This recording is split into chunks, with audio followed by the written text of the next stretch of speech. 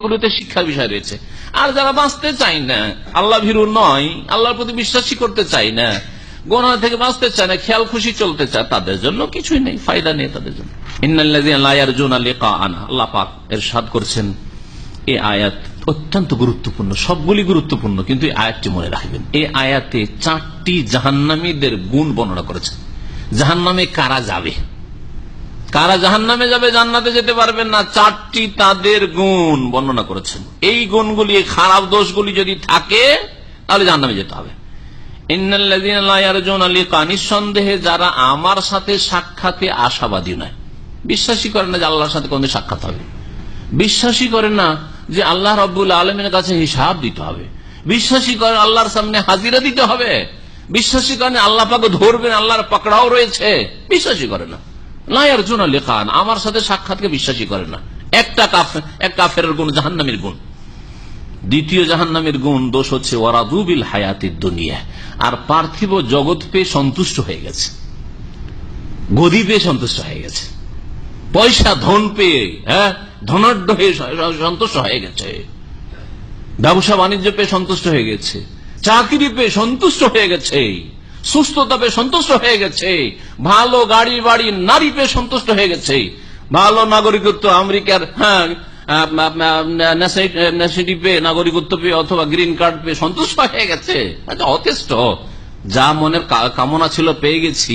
ওয়ারাদু বিল হায়াতিদ দুনিয়া, দুনিয়া পেয়ে আনন্দে রয়েছে। 3 নম্বর দোষ হচ্ছে জাহান্নামীদের, জাহান্নামে যাওয়ার কারণ ওয়াতমান্নু বিহা, আর এই দুনিয়াবি জগৎ, পার্থিব জগতে সে নিশ্চিন্ত হয়ে গেছে, ইতমিনান, নাকে তেল দিয়ে ঘুমাচ্ছে, কোনো চিন্তা নেই, আল্লাহ কি করছি, কোথায় যাচ্ছি, কি হবে আমার, আমাকে কেমন চলা উচিত, আমাকে কারো কাছে হিসাব দিতে হবে কি হবে না, এই পরোয়া নেই, আমি তো শাসক, আমি তো ধনাঢ্য, আমার হিসাব নেওয়ার আছে কে, আমি তো ক্ষমতাবান, এইরকম ধারণে বসে আছে।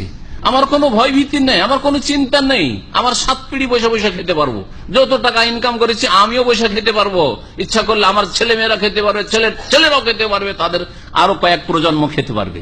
ওয়াতমান্নু বিহা, দুনিয়া পেয়ে খুব সন্তুষ্ট হয়ে গেছে এবং তাতে নিশ্চিন্ত তেল দিয়ে ঘুমাচ্ছে। কয়টা গুণ হইল? 3টা হয়েছে।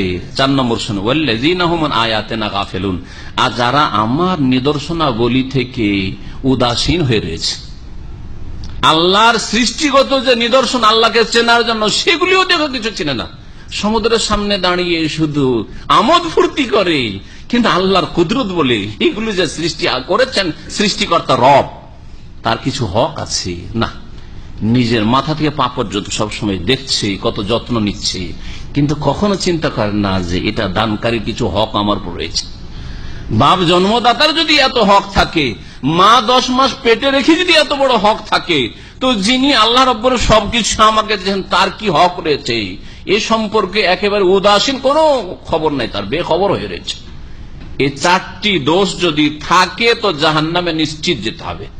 দুনিয়া পেয়ে খুশি, আমোদ ফুর্তি, ওতে নিশ্চিন্ত, নাকে তেল দিয়ে ঘুমাচ্ছেন, পরকাল সম্পর্কে চিন্তাশীল না, বিশ্বাসীও তেমন না, আর আল্লাহ পাকের বিধিবিধান, কোরআন এবং হাদিসের জ্ঞান অর্জন করা, আমল করা থেকে উদাসীন, গাফিল হয়ে রয়েছেন, তাহলে জাহান্নামে যেতে হবে। শোনেন আল্লাহ কি বলছেন তারপর, আয়াত 8 নম্বর আয়াত, উলাইকা মাওয়াহুমুন নার, এরাই তো সেই লোকেরা যাদের বাসস্থান, ঠিকানা হচ্ছে জাহান্নাম, এদেরই বাসস্থান হচ্ছে জাহান্নাম, বিমা কানু ইয়াকসিবুন, তাদের কৃতকর্মের কারণে। কত গুরুত্বপূর্ণ আয়াত। দুনিয়াকে কামড়ে ধরে আছে অধিকাংশ মুসলিম কিনা আজকাল, কাফেরদের কথা বাদ দেন তো, বিশ্বাসী করে না, মুসলিম অধিকাংশ দুনিয়াকে কামড়ে ধরে আছে, রুকুন এলা দুনিয়া, দুনিয়ার দিকে ঝাঁপিয়ে পড়েছে। সুতরাং দেখেন, এই দোষগুলি যদি থাকে কখনো জান্নাত পাওয়া যাবে না। নামাজ রোজা করছেন, দেখা দেখি হয়তো আদাত অভ্যাসে পড়ে সবাই করছে, সেজন্য করছি, কিছু নেই, কামল ভালো কাজ করতে হয়, গরিব দুঃখী ইত্যাদি দিতে হয়, দিচ্ছি, সবাই দায়ী দিচ্ছি, কিন্তু এই গুণগুলি যদি থাকে, এই গুণগুলি তো জাহান্নামে যাওয়ার গুণ, জাহান্নামে যেতে হবে। আল্লাহ পাক রব্বুল আলামিন আমাদের হেফাজত করেন, আমাদের আত্মার মহাসভা করার, আত্মার যে হিসাব নিকাশের আল্লাহ পাক যেন তৌফিক দান করেন, আমরা যেন নিজের হিসাব নিকাশ নিজেই কষি, নিজের হিসাব নিজে করে রাখেন।